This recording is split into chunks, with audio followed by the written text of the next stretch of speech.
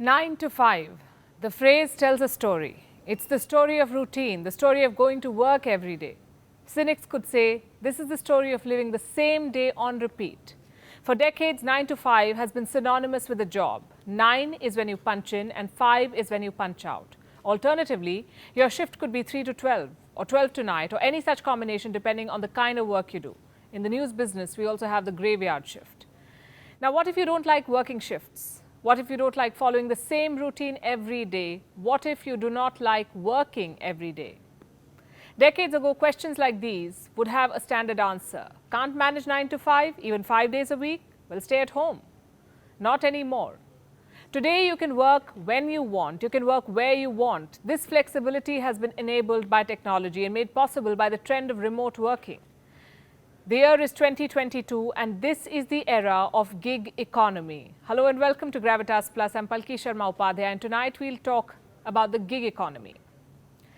It may sound confusing, perhaps because of the word gig. And you're right if you're thinking that the word gig refers to a music performance. It does. For the longest time, gig meant a single performance by an artist.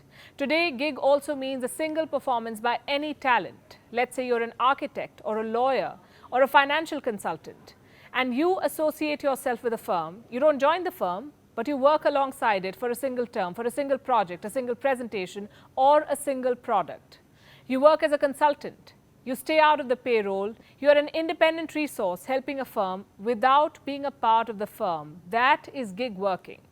Now, those who work gigs are called gig workers. In the US alone, 57.3 million people are working gigs. Estimates say that by 2027, gig workers will account for 50% of the American workforce. The number will be around 86.5 million.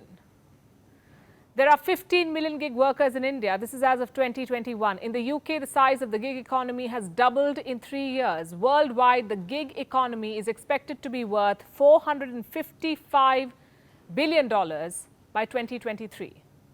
Fortune estimates that at least 11% of the European Union's workforce, meaning 24 million people, have worked gigs at least once. Now, here's something that you must know at this point. Gig workers are not necessarily Uber and Lyft drivers or delivery agents. Yes, they too are working independently, but so are people across sectors. You can be a journalist, a writer. You can be a wedding planner, a software engineer, a photographer, a realtor. Anyone and everyone can work gigs today. You can work as a freelancer, an independent contractor, or a project-based worker. You can be a full-time employee at a firm and still work gigs. All you need is a smartphone and high-speed internet to connect you to those looking for freelance workers/gig workers.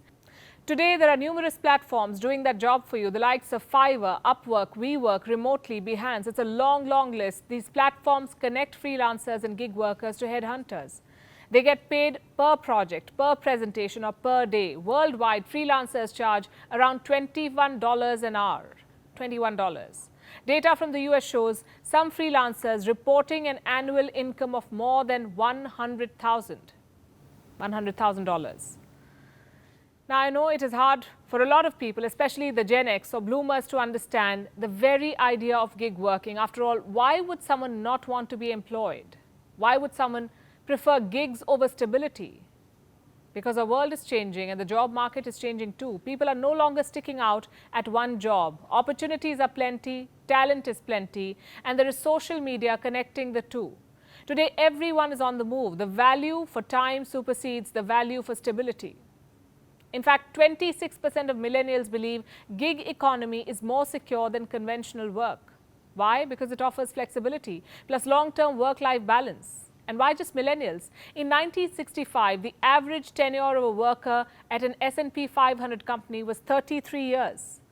In 1990, it fell to 20 years. By 2027, it is projected to be just 10 years.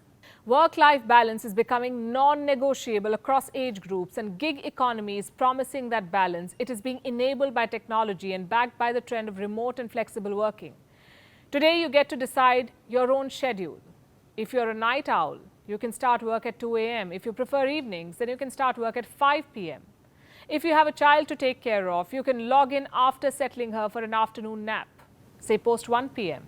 Companies in your locality may be at lunch break at that hour, But so what? Technology can connect you to teams across time zones. You can telecommute.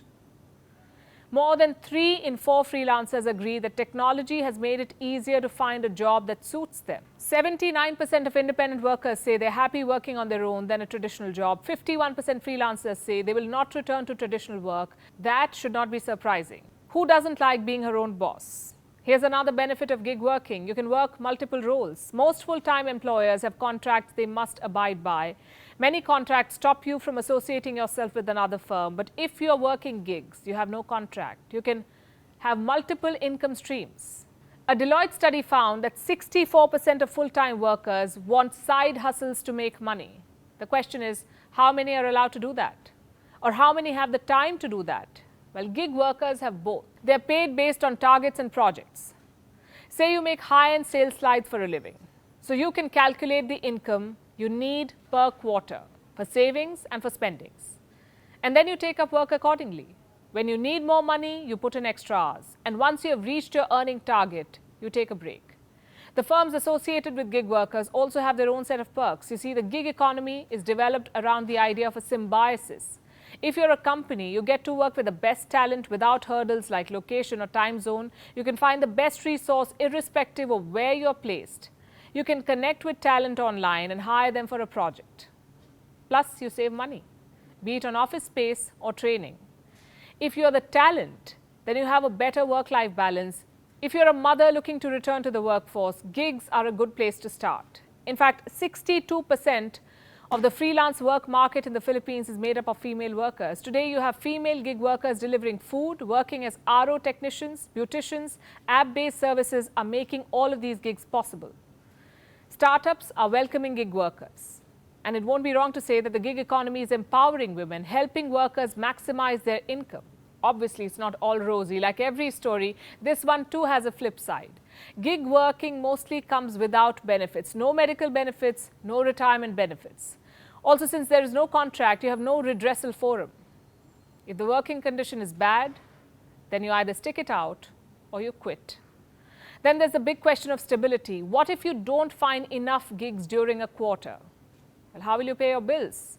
Studies have found that gig workers are more anxious about finances than traditional workers. The number is 45% to 24%. There are other issues too. In France, for example, getting a loan will be impossible without a job contract. Finding a flat is going to be difficult too. You see, working gigs is a matter of risk-reward evaluation. There are enough jobs and social media to market yourself. If you are specialized, you will be sought after. You will find enough gigs. But then again, there is no guarantee of a stable engagement or a stable income. If you're okay with that, if you value flexibility over stability, or if you excel in a high-paying and high-demand skill, then it may just be worth the risk. Because the gig economy, at the end of the day, is a gamble. If you win, you get to be your own boss. If you lose, you can always go back to a regular job.